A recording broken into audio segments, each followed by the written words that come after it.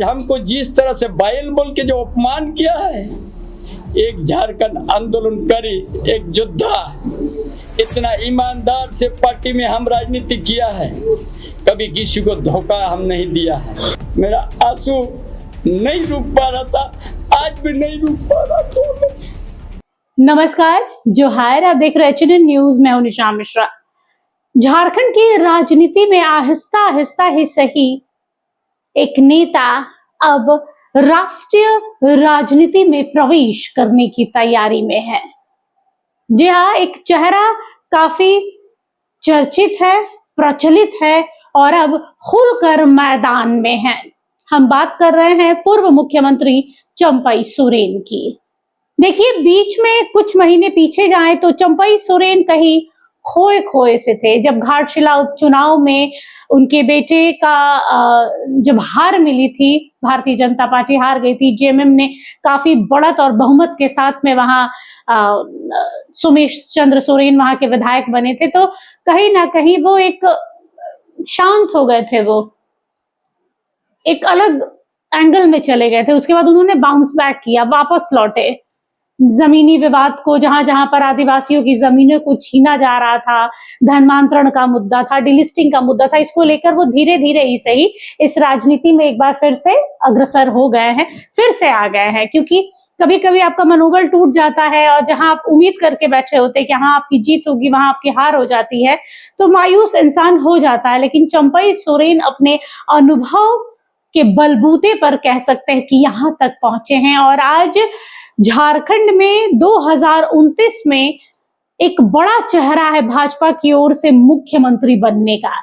जी हाँ, बतौर मुख्यमंत्री जेएमएम में वो थे जब हेमंत सोरेन सलाखों के पीछे थे और उस समय चंपई सोरेन को मौका मिला। कुछ दिन ही वो रहे वहां पर सीएम के पद में, उसके बाद उन्हें हटा दिया गया क्योंकि वापस वो आ गए हेमंत सोरेन। जिसके बाद ये कयास लगाया जा रहा था, कहीं ना कहीं उनके मन में वो टीस रह गई कि मुझसे वो पद जबरदस्ती, उन्होंने कहा भी था, उनकी भावनाएं वो खुद को रोक नहीं पाए, अपने आंसुओं को नहीं रोक पाए और एक मीडिया कॉन्फ्रेंस में वो रो पड़े कि मैंने वो दिन देखा है। आज तो तैयार राजनीति जेएमएम वालों को मिला है। जब जेएमएम बना था उस दौरान पर हम थे, हम नींव से हैं जेएमएम के साथ में, और आज हमें ही दूध में पड़ी मक्खी की तरह निकाल कर फेंक दिया गया।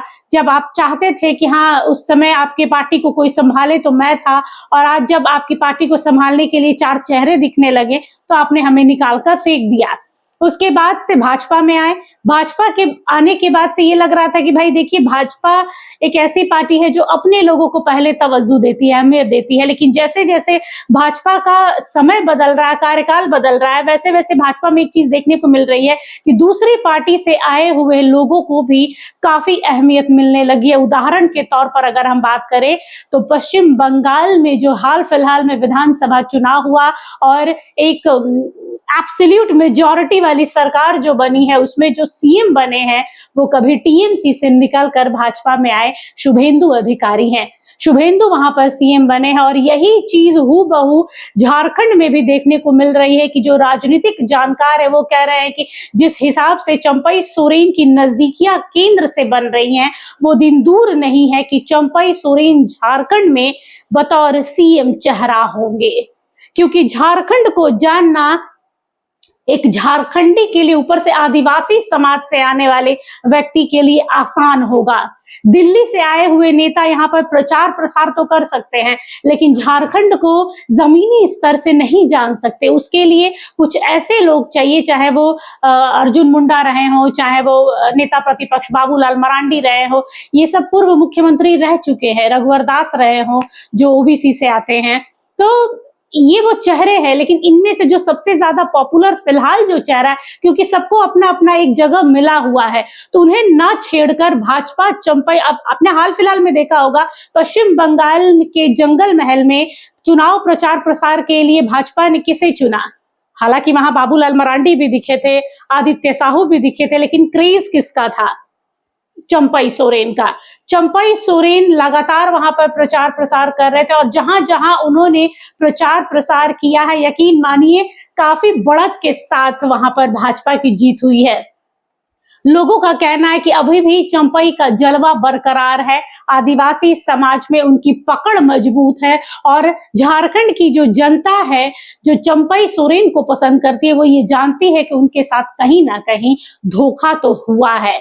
उन्हें सीएम पद दिखाया गया, सीएम पद पर बैठाया गया और उसके बाद उन्हें चाय में पड़ी मक्खी की तरह निकाल कर फेंक भी दिया गया जब जरूरत नहीं थी। तो उसके बाद वो मजबूरन पार्टी से उन्होंने इस्तीफा दिया और उसके बाद वो आकर भाजपा में आए। भाजपा में वो आए तो तब से लेकर अब तक खुलकर बोल रहे हैं, मुखर होकर बोल रहे हैं। हालांकि कई लोगों को ये भी शिकायत रहती है कि जब वो जेएमएम में थे तब क्या उन्हें जमीनी मुद्दे नहीं दिखते थे, तब उन्हें ये धर्मांतरण डिलिस्टिंग नहीं दिखता था, तब उन्हें जमीन का विवाद नहीं दिखता था कि सीएनटीएसपीटी एक्ट की धज्जियां उड़ रही हैं, आदिवासियों की जमीनें छीनी जा रही है, हथियाई जा रही है।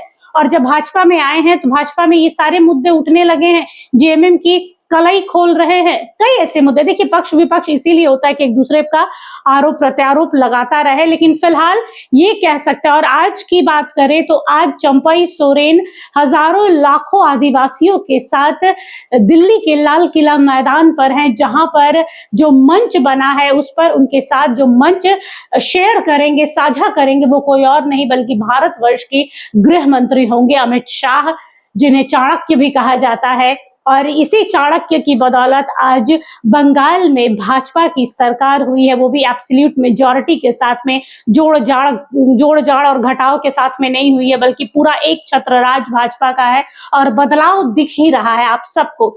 बहरहाल देखिए बंगाल में जो बदलाव हो रहा है वो सबके सामने है। महिलाओं के लिए फ्री बस सेवा सरकारी बसों में मुहैया कराई जा रही है, 3000 पर मंथ 1 जून से शुरू हो जाएगा। इसके साथ में स्वास्थ्य साथी जो था वो भाजपा की ओर से जो योजना है उसके लिए आपको 5 लाख रुपए मिलेंगे, जो हेल्थ सपोर्ट आपको करेगा।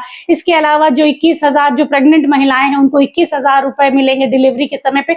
इसके अलावा बहुत सारी योजनाएं हैं। तो लोगों को ये लगने लगा है कि अगर पश्चिम बंगाल के बाद और हमारे इर्द गिर्द, अगर झारखंड के इर्द गिर्द देखें तो जितने भी राज्य हैं उन तमाम जगहों पर भारतीय जनता पार्टी की सरकार है और जहां जहां भारतीय जनता पार्टी की सरकार है वहां विकास दिख रहा है।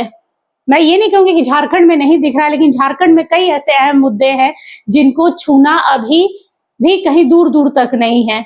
आज भी यहाँ पर इंफ्रास्ट्रक्चर की कमी है, आज भी यहाँ पर जमीनी विवाद चरम पर है, आज भी यहाँ पर अपराध चरम पर है, स्वास्थ्य व्यवस्था हिली हुई है, कभी लाइन चली जाती है, बिजली चली जाती है तो कैंडल जलाकर, तो टॉर्च जलाकर ये सब शुरू हो जाता है।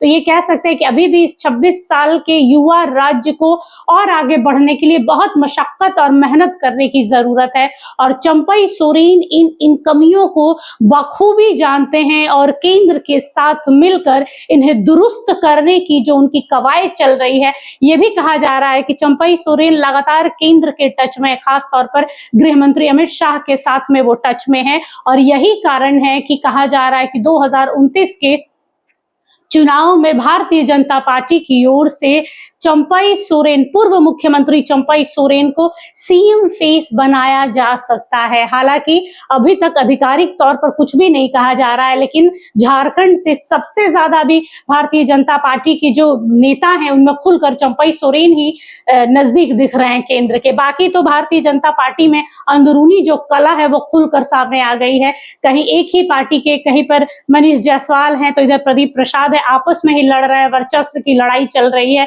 हम बड़ा कि तुम बड़ा, यही लड़ाई है।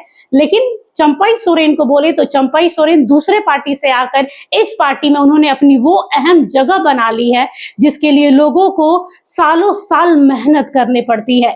और भारतीय जनता पार्टी भी जानती है कि एक आदिवासी के कंधे पर रखकर अगर हम तीर साधेंगे ना, ये निशाना साधेंगे, तो झारखंड भी निकलेगा ही।